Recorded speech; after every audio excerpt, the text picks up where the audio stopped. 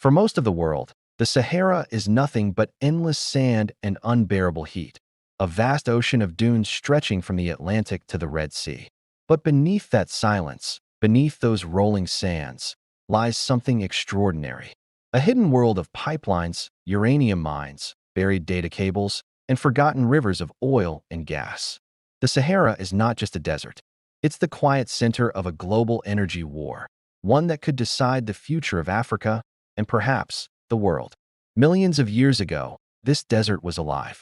It was an ocean, a green paradise filled with rivers, forests, and wildlife. When that world dried up, its remains sank beneath layers of sand and stone. Within those ancient layers, modern nations would later discover immense treasures: oil, gas, uranium, gold, and the rare minerals that power the modern age. Today, those buried riches are shaping a new kind of war, not fought with armies, but with contracts, pipelines, and foreign influence. The Sahara may look empty, but its underground is carved with networks that power continents. Beneath Algeria's dunes, massive pipelines carry billions of cubic feet of natural gas to Europe every single day, into Italy, France, and Spain. When the war in Ukraine disrupted Europe's energy supply, those pipelines suddenly became a lifeline. But that lifeline runs through Africa. The same system that keeps European lights on also keeps Africa tied to the same power structures that have dominated it for centuries. Beneath the sand, politics, money, and power meet in secret. China funds new roads and solar plants. Russia provides security for mineral operations. The United States operates drone bases, claiming to fight terrorism, but their bases sit directly over key energy routes. Europe fights to keep its contracts alive, while African nations struggle to take control of what's rightfully theirs. It is no longer a colonial war with guns and flags. It's an invisible struggle for energy and independence. Take Niger, for example. For decades, French companies extracted uranium from Niger's soil, uranium that fuels France's nuclear power plants. In Paris, those reactors keep the lights on, but in Niamey, the capital of Niger, most citizens live without electricity. When Niger's leaders began demanding new deals, protests erupted. France resisted. Then the military stepped in, and France was told to leave. Beneath that political drama was a simple truth. Control over uranium means control over power, literal and political. Across the border, Mali and Algeria are working on the Trans-Saharan gas pipeline, a 4,000-kilometer project that could transform Africa's role in global energy. The plan is to move natural gas from Nigeria through the desert to the Mediterranean. If it succeeds, it will give Africa direct access to global markets, a $20 billion dream. But construction is constantly disrupted.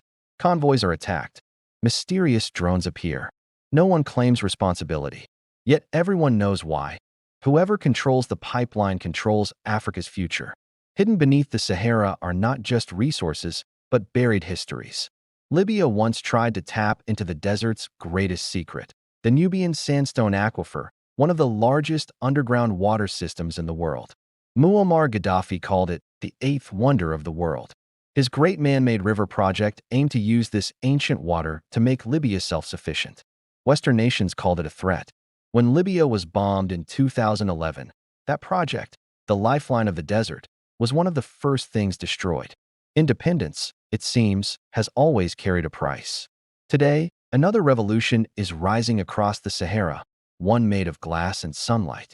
Africa's solar belt stretches across Morocco, Algeria, Niger, and Chad. Massive fields of mirrors and panels now turn the desert into the world's next energy frontier. Morocco's Noor Solar Complex alone can power over 1 million homes. Egypt's Benban Solar Park is even larger. These projects are changing Africa's image from energy victim to energy giant. But who really benefits? Many of these facilities are financed by European investors, with much of the electricity exported north through undersea cables, leaving Africa still in the dark. And now, there's something even more invisible being buried: data. Beneath the dunes of the Sahara, fiber optic cables link Africa to Europe, Asia, and the Middle East. These cables carry not oil, but information, the new gold of the digital age. Whoever controls these lines controls communication, trade, and surveillance.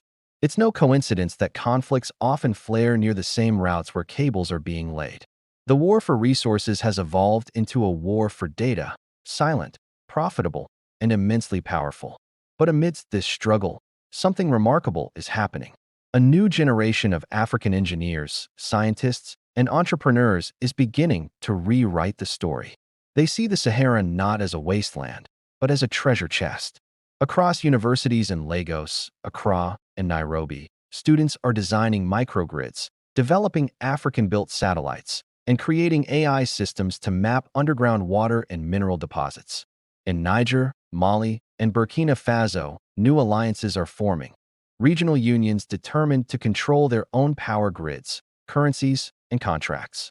For the first time in history, the idea of African energy independence is no longer a dream.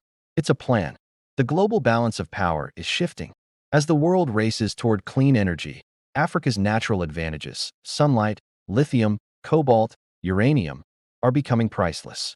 The same nations that once took without asking are now coming back to negotiate.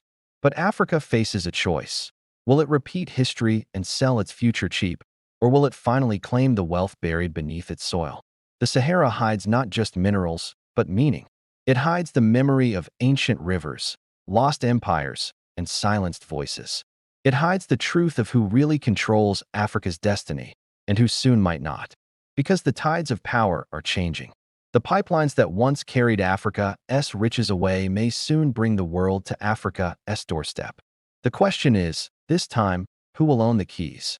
The Sahara may look empty, but it is not silent. Beneath its golden surface, history is moving. The world is watching. And the world is not ready for what Africa is about to become.